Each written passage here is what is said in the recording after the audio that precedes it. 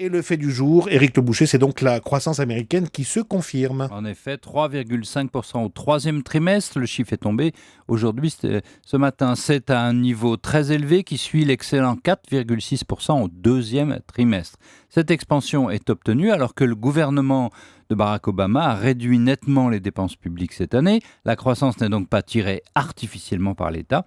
Elle paraît saine, appuyée sur l'investissement et la consommation privée. C'est évidemment un bon chiffre pour le président à quelques jours des élections de mi-mandat du 4 novembre. Oui, ce sera mardi prochain. Alors ce chiffre conforte aussi la Fed, qui, on en a parlé hier soir, a retiré la seringue d'une politique monétaire très laxiste. Oui, cette bonne croissance donne raison au changement de politique monétaire de la Fed et il va la pousser à remonter ses taux d'intérêt plus tôt que prévu jusqu'ici. On parle maintenant du printemps 2015. Mais rien n'est encore joué.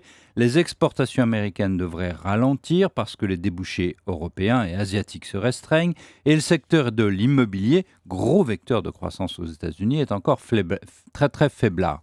Et la question des inégalités reste en suspens. La croissance repart, mais pas les salaires. Combien de temps cela peut-il durer? Est-ce solide?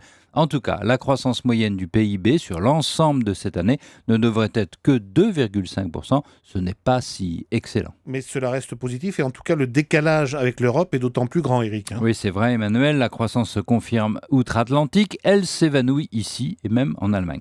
Le débat va évidemment reprendre sur cette divergence et sur les différences des politiques à la fois monétaires et budgétaires des deux côtés de l'Atlantique.